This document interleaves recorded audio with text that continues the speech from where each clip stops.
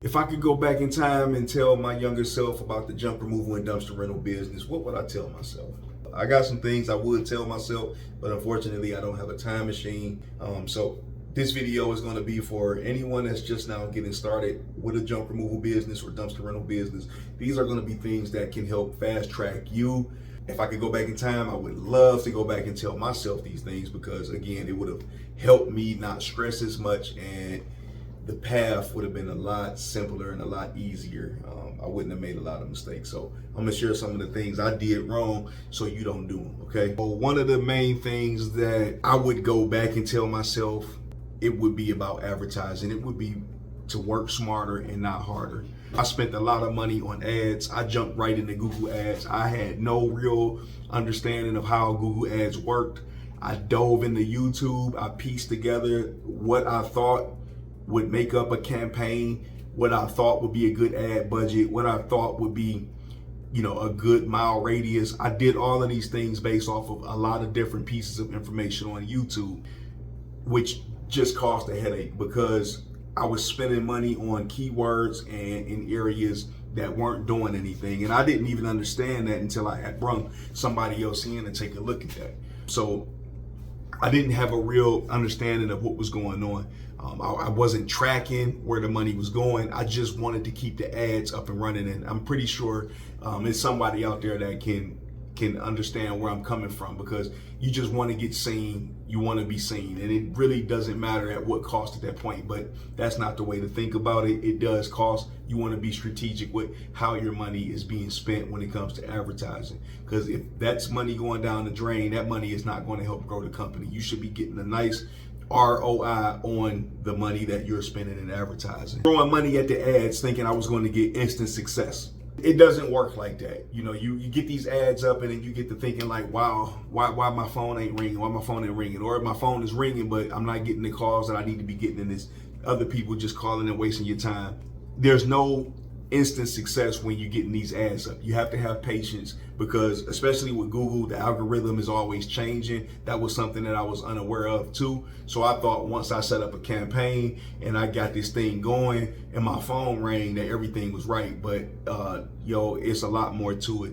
I didn't focus enough on SEO traffic, something that I'm doing right now. When I first started, I jumped right into Google. Pay to play game, some of my older videos, that's all I went by, because it is a pay to play game. But right now we are in an organic era, and I didn't know what organic meant. It didn't make sense to me, because you're still spending money on something to get ranked, but you're not paying for clicks. But I kind of get it. I understand it more than I did back then.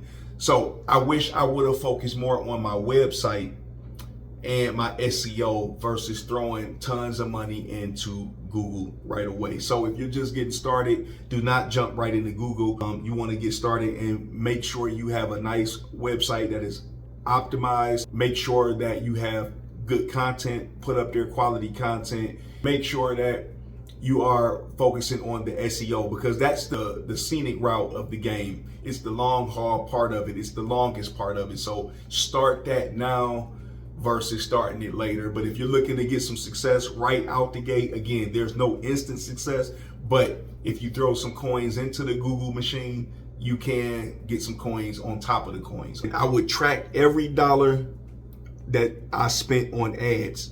You should be tracking every dollar that you're spending on ads. Track every dollar.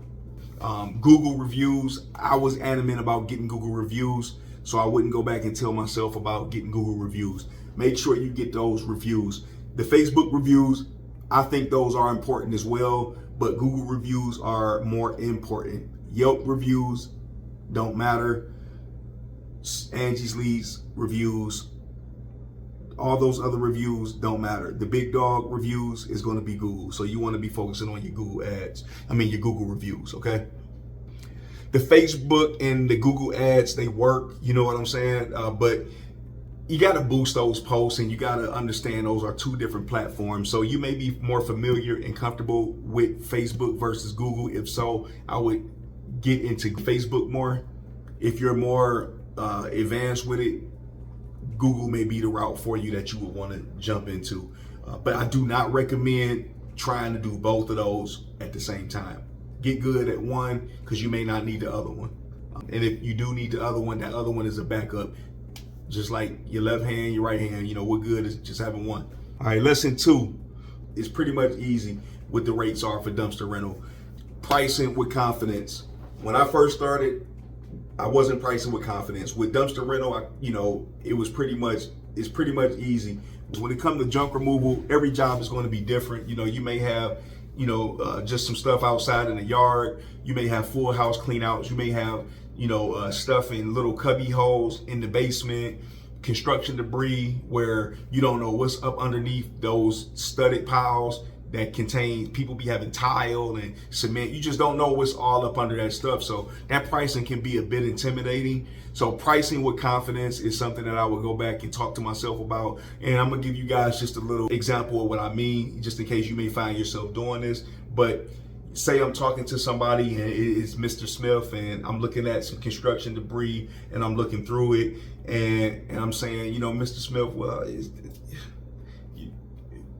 maybe 500 or so, versus me looking at the pile and talking to Mr. Smith and saying, that's a lot of stuff right there. I'm not sure what's up under that pile. We won't know until we get to peeling it off. I know you're saying it's one thing, but we don't know until we get to peeling it off.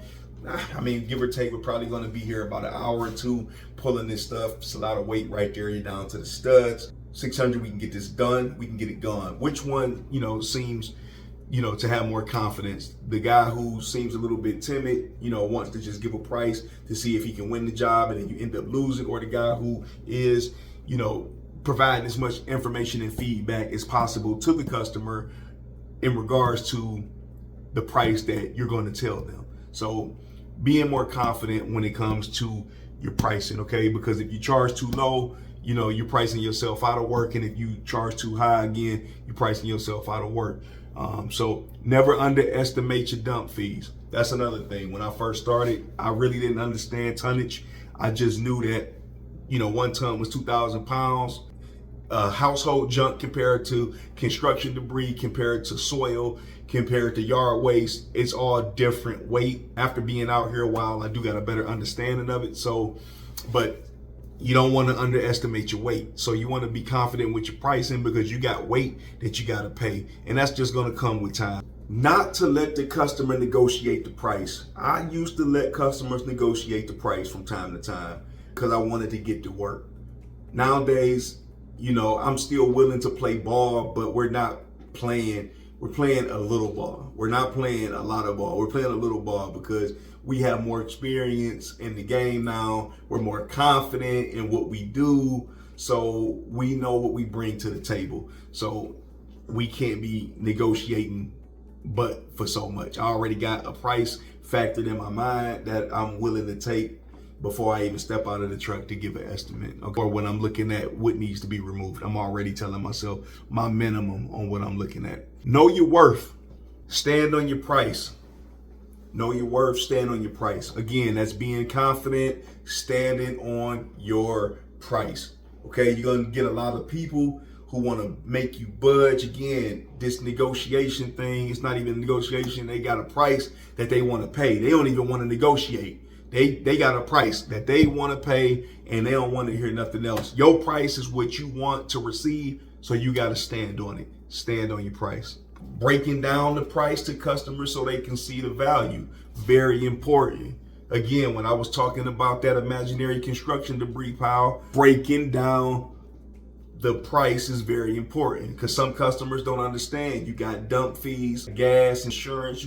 It's a lot they go with this. So sometimes you got to give customers a brief breakdown so they can see the value in your service. Something that I would go back and tell myself, when it came to starting this junk removal business, is the follow-ups and the closing more jobs, okay? Very important. I let a lot of leads go in the very beginning because I didn't follow up with them as much as I should have.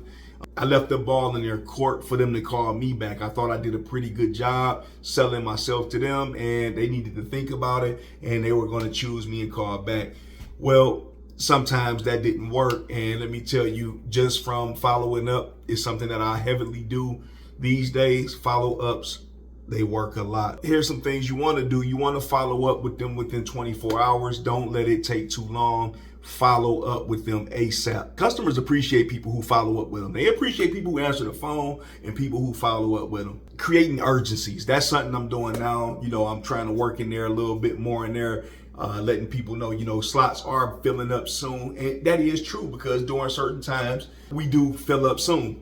But you want to create that urgency. I would have told myself, create more of an urgency. It's just a part of advertising and marketing. Don't be afraid to do so. If not, they're doing it to you. Somebody's doing it. Making booking easy. I made booking easy right out the gate. That was something that I wanted to do, and that's something that has contributed a lot to the success over at AMG Junk Removal and Dumpster Rental. Is because I knew right out the gate I wanted to set myself apart, and I wanted to streamline everything for my customers. I want them to be able to have communication with me at all times, see whatever it is they need to see. A lot of guys out there are still doing shit in the fucking Stone Age way, right? You still got your chisel and you still got your hard stone and you chiseling addresses and names and jobs into stone like the 10 Commandments. Stop doing that. Stop doing that. You should not be writing down jobs in a number 10 notebook, okay, with a Sharpie. Stop doing that. Get your booking together. Get your booking together. A lot of people aren't organized, and that's just a part of being organized. So if you want to do yourself a favor and separate yourself from a lot of other people out there, get yourself organized. Scale in the right way. What I did wrong, tried to do everything for myself. I believed that I could move a couch from the basement by myself. If I believed that I could achieve it, right? That was, but it doesn't work like that.